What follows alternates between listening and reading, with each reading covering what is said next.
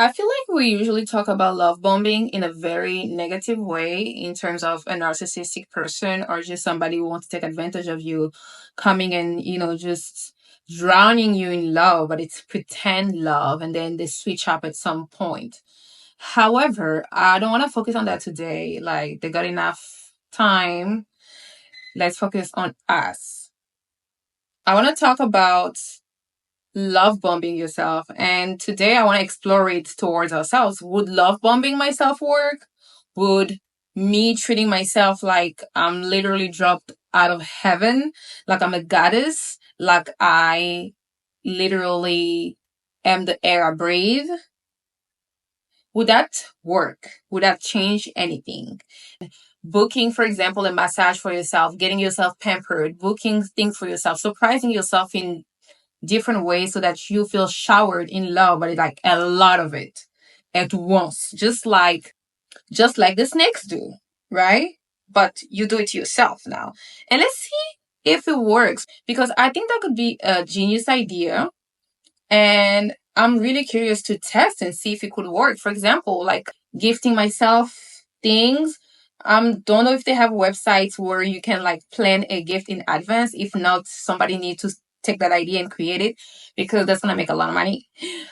But that's what I'm talking about. For example, like surprising yourself, treating yourself right, talking to yourself positively, but like in a boot camp sort of way, so that you feel overwhelmed with love and you believe it because there's just so much proof of it.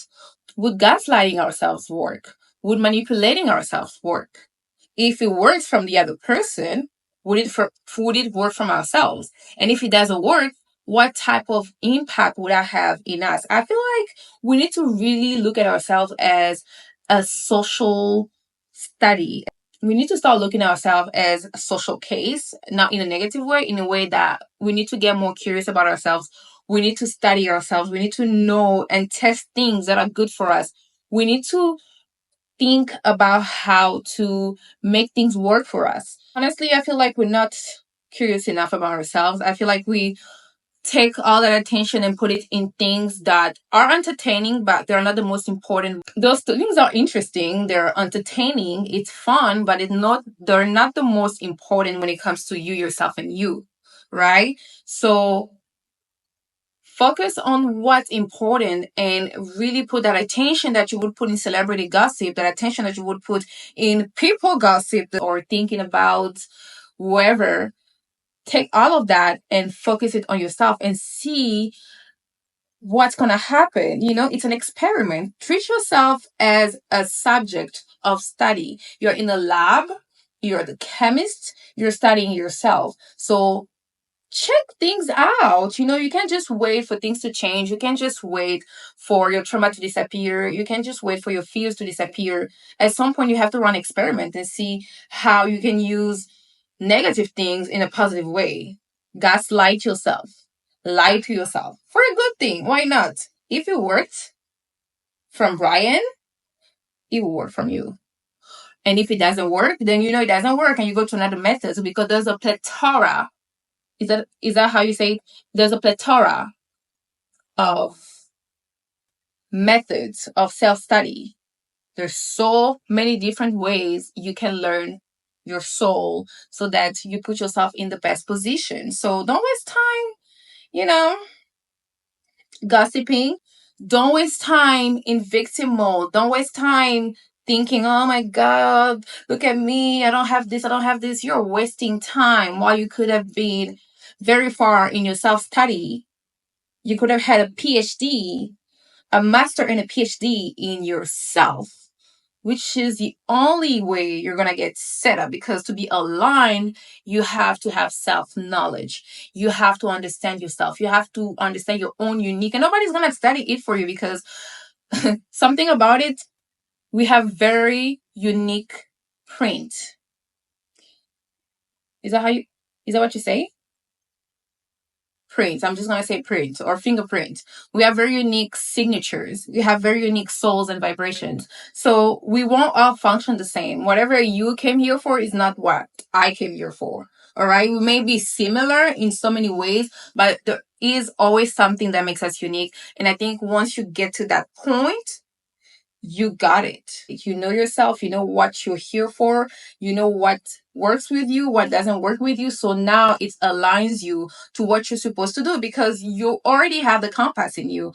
It's a enigma and you know the answer. You just have to remember that you know the answer to your enigma. And how do you remember? By being curious, by observing yourself, by studying yourself, by conducting deep research on yourself instead of talking about Blueface and whoever did what. You're wasting time. You're wasting time. There's so much to study. Do you know what your needs are? Do you know what your fears are? Do you know how you learn things? Do you know what works with you? Do you know your love language? Do you know what diet? Do you know your appetite? Do you know your body type? There's so much to study. It's a whole universe. It's a whole universe. It's so much details. So much detail that that should be a very big part of our lives because we literally are here for that. To figure out our own uniqueness, our own divinity, our own divinity, our own perfection, and our own love. To remember who we really are, our unique selves. So, don't waste time. Instead of wasting time looking at your neighbor, instead of wasting time worrying, because that's also like a waste of time, instead of wasting time envying, instead of wasting time overthinking or projecting negative scenarios to the future, you could study yourself. You could graduate from your own universe ET, okay? Your own universe. You could get the T on your universe, period. So so don't waste time, study yourself.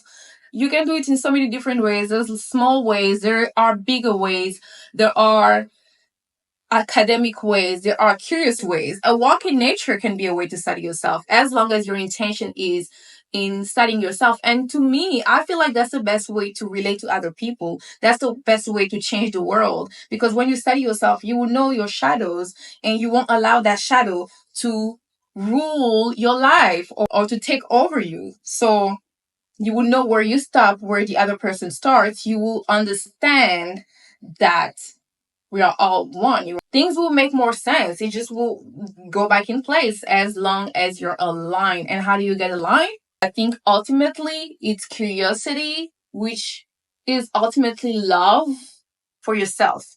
You can do it in different ways, but ultimately it's curiosity. I've always believed that love is curiosity. I think curiosity is a part of love. It's self-love. So don't be wasting time in stupid, bumbleclat, silly, unnecessary information. I gotta be honest, I did not know what bumbleclap meant until today. I googled it, but I had like a general idea of it, but I didn't know what it actually meant. But I guess it still goes with the concept of what I say, the context of what I say. So yeah, I learned something new. This is very precious, and there's so much information on our timelines you need to filter because that precious attention is your energy, and that precious energy is creating your life. So whatever you feed yourself with, you create. And why aren't you feeding yourself with learning your own power and your own love and your own abundance and your own spirit and your own soul? And I feel like that also transpires into loving everything around you and loving other people. You know what I mean? And because when you start loving yourself and get curious about yourself and discover your own uniqueness and love yourself for who you really are, which is that specific, unique soul, that specific, unique vibration. Once your intention is there, everything else get easier. You know what I mean? Not that you don't have challenges, but you're aligned. You feel confident in yourself. You feel trust in yourself. You feel love for yourself because you got the time to study yourself. Self love is not about selfies. Self love is not about taking bubble baths. Self love not only about, it could also be a way to get to it, but it's not only about that. Self love is about being curious about yourself, learning yourself so that you can be the person you came here to be, literally. So yeah, gaslight yourself, love bomb yourself, study yourself, find out things and make it fun. It doesn't have to be boring. Make it fun. Turn yourself into your favorite topic. Turn yourself into your favorite subject and dissect and indulge and dive in and swim. Go to the bottom of the ocean. Don't be scared. You're only gonna find yourself because you're studying yourself. There's nothing to be scared of. Explore the fears, explore the wounds, explore the past. You know, do as much as you're comfortable doing. Don't force yourself to do things, but get curious. Curiosity is the first step to so much abundance and adventure and expansion. Curiosity is the first step. If you don't know what to do, just get curious and observe. All right. Bye. Running, I can't take no loss. I don't even know what it costs. I hit the ground, then